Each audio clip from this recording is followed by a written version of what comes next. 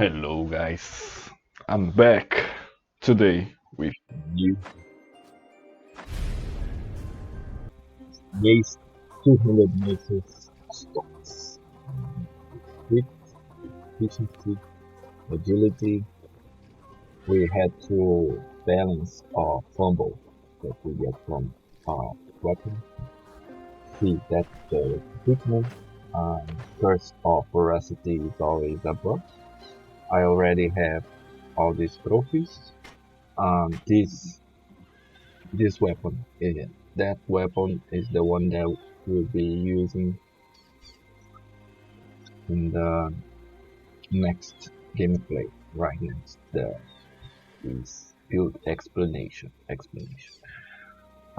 That side the treasures that I have. This build works better if I go with agility.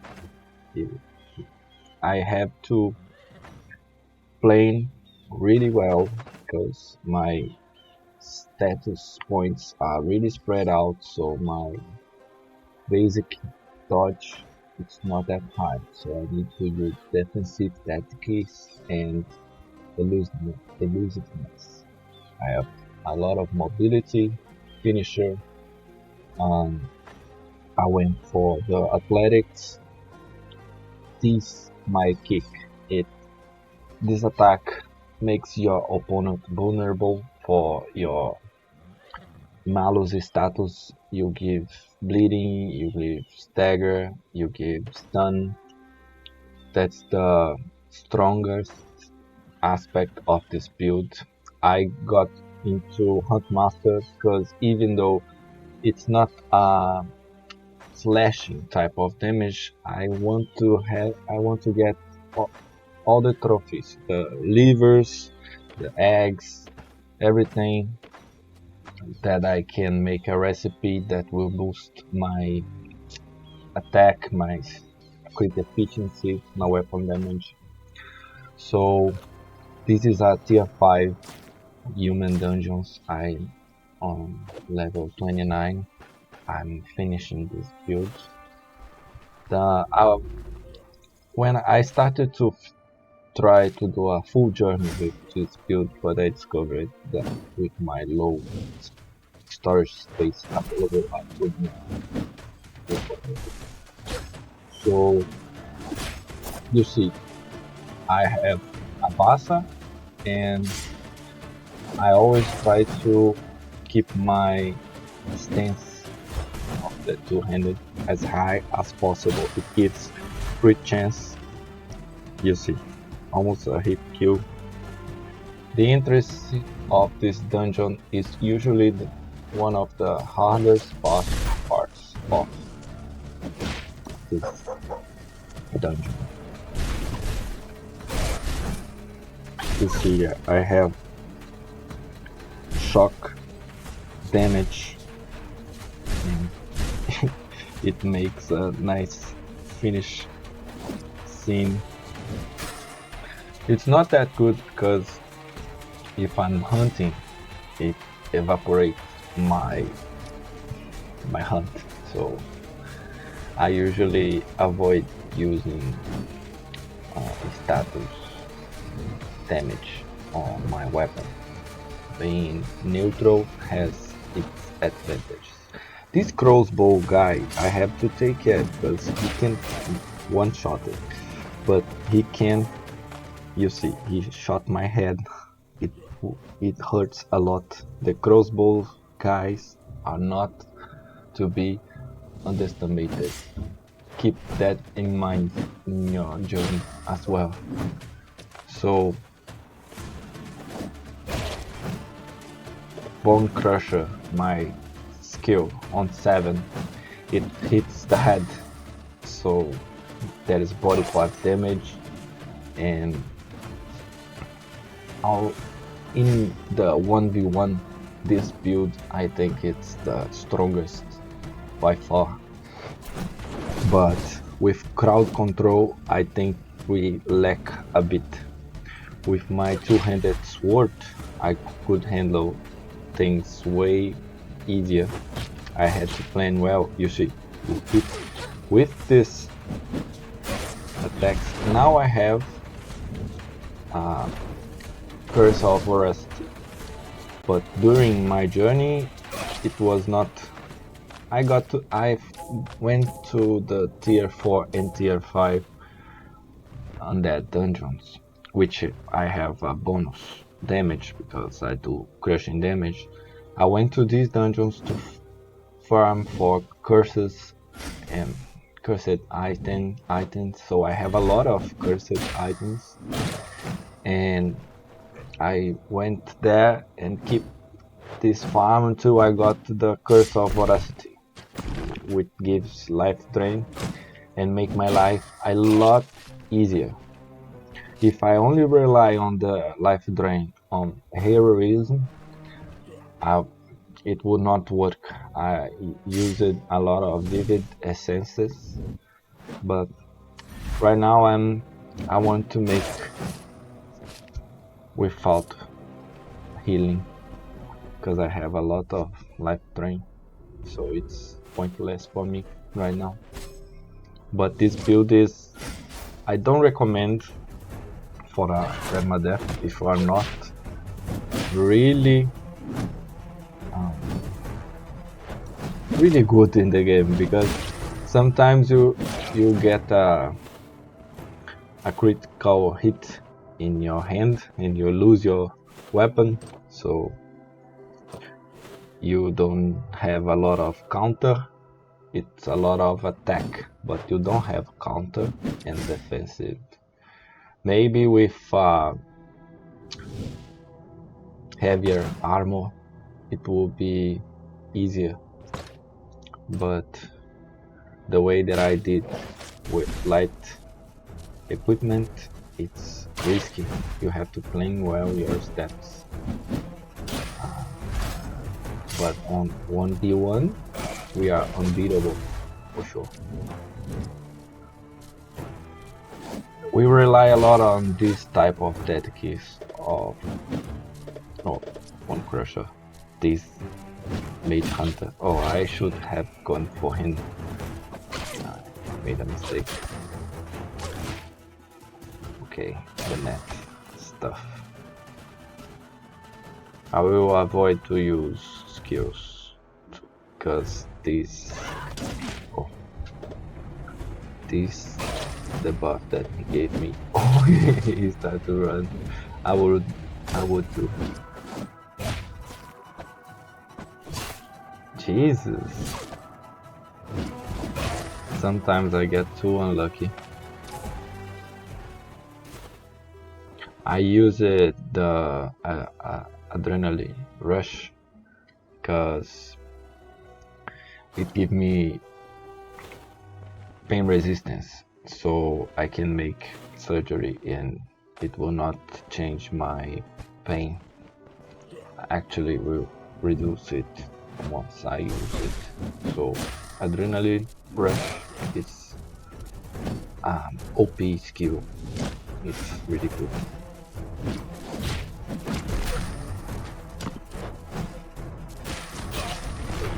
Sometimes it's hard for me to crit, apparently.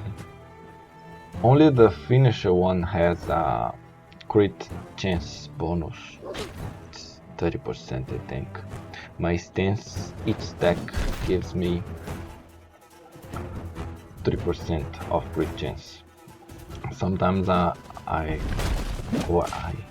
made a mistake there.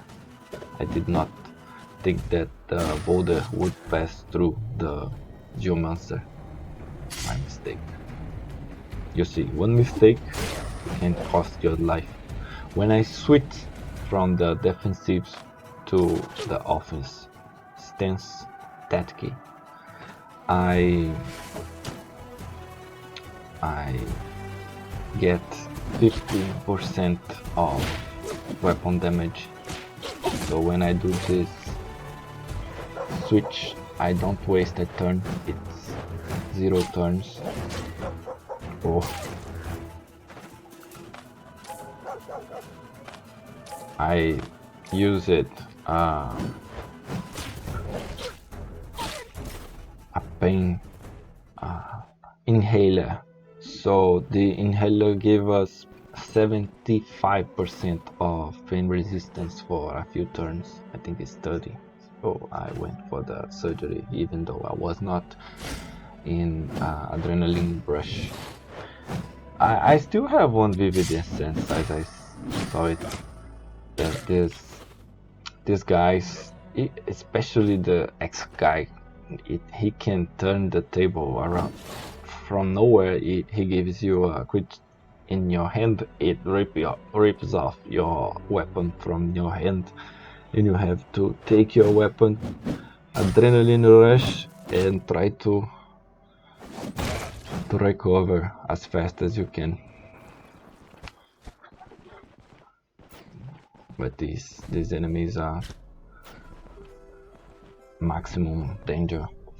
This spear guy, if you are not fast, he will lay you a lot of damage. Lay on you. Let's see. I think I will. Oh, beautiful. So satisfying when it crits. It's not a high value, but there's a lot of body part damage, and let's see. The body part damage makes the enemy get a low maximum HP, so it counts as extra damage on percentage of your max HP. I mean, the fatigue, I was not using the Ranger Brew, but with Ranger Brew you can make the full tier 5 dungeon without getting with high fatigue. But right now I use food that recovers fatigue, so I can make all the way without being exhausted. Now we are getting closer to the boss. So beautiful when we evaporate our enemies like that.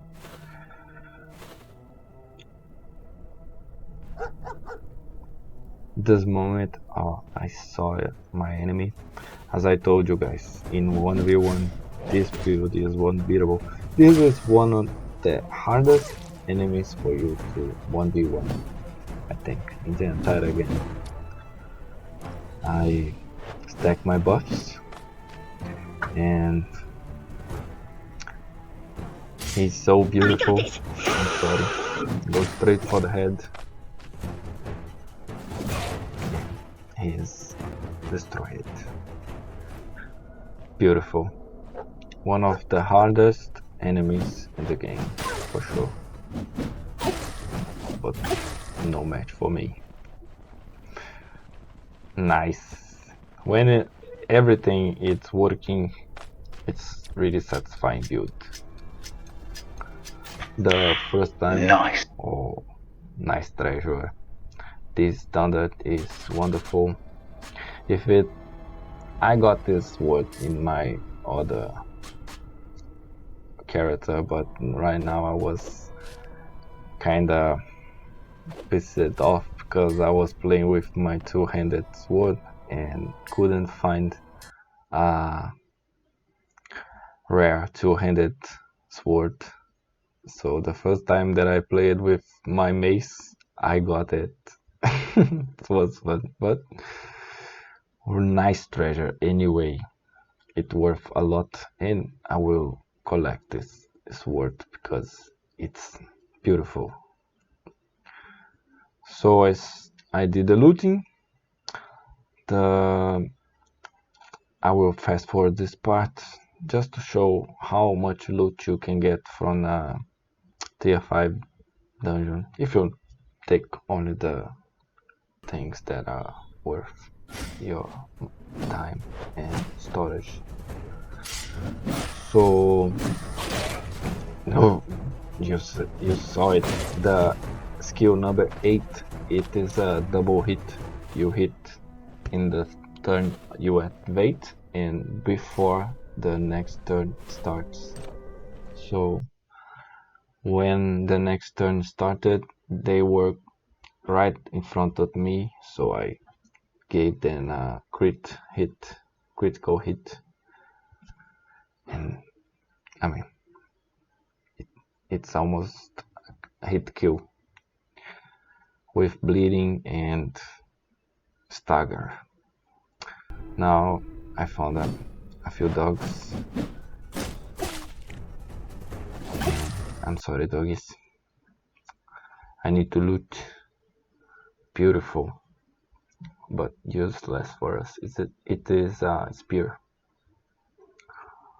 So continue the looting. You can always find something good in these dungeons. You see, there's the rest of the enemies for me. I'm trying to play safe. I'm not using my cape that give me life drain. And now, the real treasure for me. This weapon, it's perfect for my build. I was looking for her when I started this gameplay, this run. So now we have it. The weapon that we were looking for. The real treasure for us. So I will end the looting and I will show you how much of treasure and valuables that I got it. Nice. The standard was the artifact, which is the best one for a melee weapon damage. Nice, a lot of treasure. It's always worth it.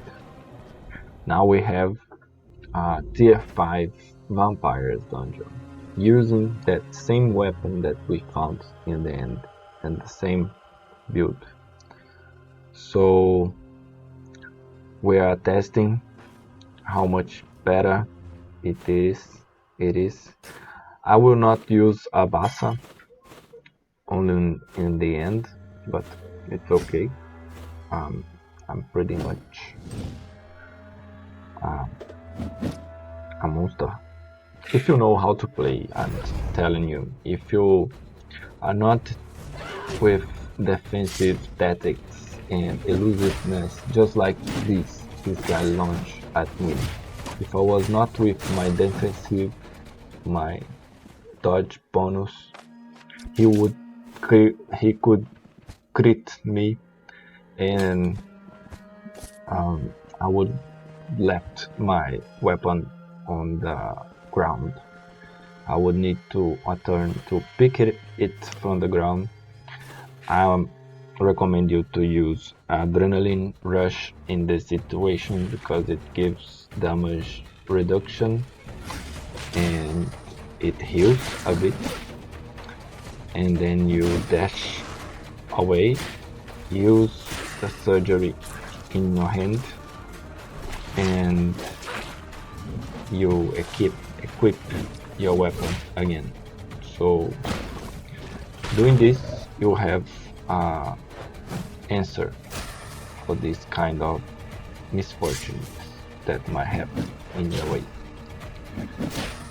So, but at this point of the game, I was a bit too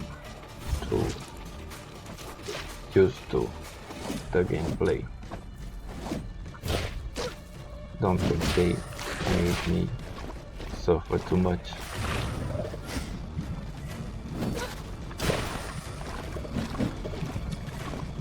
Sometimes the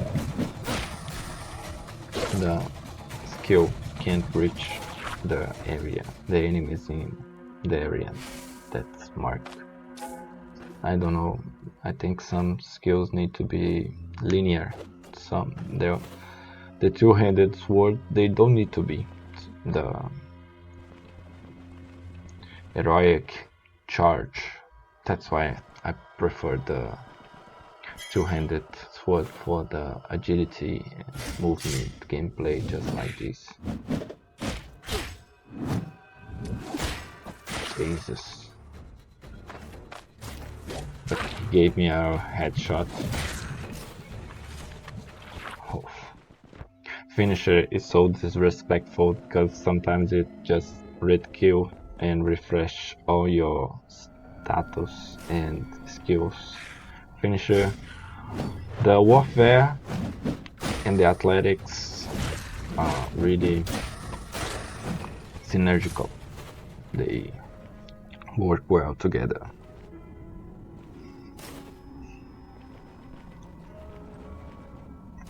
The skill that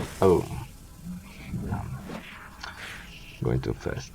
The skill that I think that you might not get, it's the Hunt Master from Survival, but I really recommend you to pay attention to the cooking recipes. Most of the bonus from your final game build relies on food. If you know what are you doing, you see, it's a walk in the park for me. Crit like that. But you see, the instance it was with 4 charges. You need to know how to make it last. It is not a stance that refreshes itself so easily. You need to pay attention with the charges. It's a harder build to play if you're going on permadeath. I think it's really hard. I think you need to be really careful if you're trying to do something like that on permadeath. I really like roguelikes, but I don't think that this game fits this category really well. One full run can take about 15 hours, 10 hours if you try to explore everything. There's the boss. Oh, now I switch to the offensive tactics. It gives me a boost. Oh, now he is really resistant, you see. Oh, but too much. Now with adrenaline rush, I would have 1% just to not die with one hit. But going back to the roguelike, this game, it takes too much time. I like Spelunky, I like some roguelikes, Wild Frost, Darkest Dungeon. There is a lot of roguelikes, but the runs, they tend to last about 1 hour and a half, 2 hours, you see. In this game, I like to try different approaches, so it's too much time in a run to be worth it. Wild Frost is a good example. The Spelunky, it's a bit too harsh sometimes, but the time the run left is okay. You see. This build, just like that. If this guy on spear crits me, I might die out of nowhere. But I got a crit on him because I was aware. I used adrenaline rush. I went back. You get it. There's a lot of gameplay to make this build work, but it's really fun. It's really nice to one-hit kill enemies. It's fantastic. And if you might try to do it with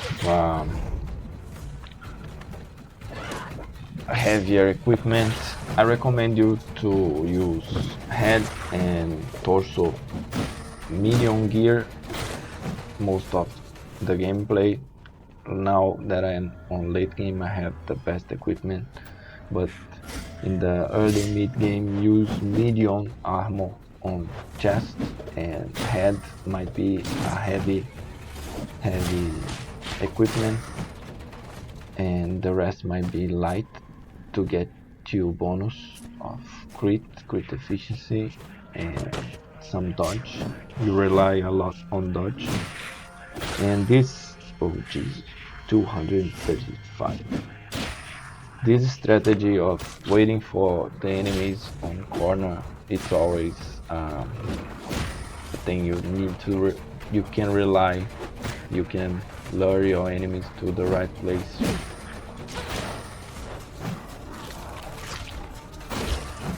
Nice. But, you see, if I don't have my looseness and the defense tactics, I might get in trouble for sure. I'm ending my loot. So the beauty is pretty much it. You try to stack your stance using the two-handed maces skill 3. Oh, you see. He is also a mace guy, so he aims for the head, and he got a hit on me. It hurts a lot. I don't have a lot of resistance when I'm hit. But it works. I think in melee, it's the best 1v1 so far. Even if I was with a two-handed sword, Arna, if I get close to this two-handed mace Arna, it will be a one-shot, one-hit kill to anyone. It suffers from crowd control, so you need to rely on that strategy that I told you. You see, there's so much less loot from the vampires in terms of coins, but the occultist cape, the vampire, there's a vampiric staff, they're worth a lot. There's a lot of enchantments, bucks. It's less coins, but and less equipment, specific equipment. So the end game, it's never over. It's not over when it's really over. I did it. And then it can happen to die right before you theoretically finish your dungeon. So you need to always be aware. Because my equipment was broken and I was with fatiguing, so my maximum mana is lower.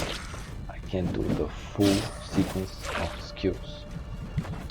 I can't use elusiveness just like that in the end of my sequence of skills. When you are in the end of the dungeon, you might use fewer skills, because I mean that's a tier 5 dungeon, you know. That's not a lot of things that are harder than this. And this boss that we made it right now, I think he is the strongest boss of the dungeons in general today that I'm posting this video. So it's a bit built there.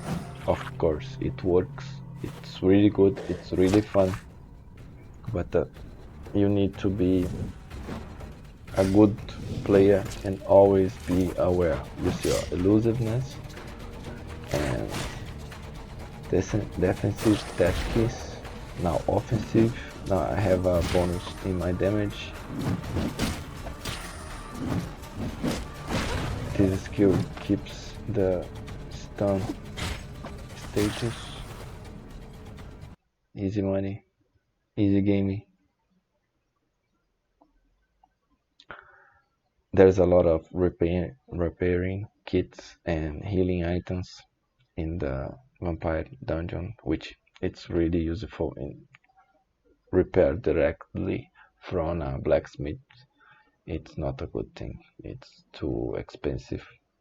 With this, you can keep your armor repair without wasting a lot of coins. I forgot to do a Hibian, no problem. You see, a lot of recipes. Fish, when you start to enter into the tier 4 dungeons, it's a lifesaver. It improves your immunity, situational morale, and situational sanity. And with that, we can keep our passive with Arna always working. Heroism. It's it's better than a lot of equipment. So that's the loot, that's the amount of gold, that's the build. Thank you guys for keeping till the end. If you like, leave your like, your comment with suggestions, and I will try to bring another dungeon with the same build. I will just send you to this video to present you the build, then the other ones will be just with the violence. Which is nice. This build is so satisfying when you know how to play with it.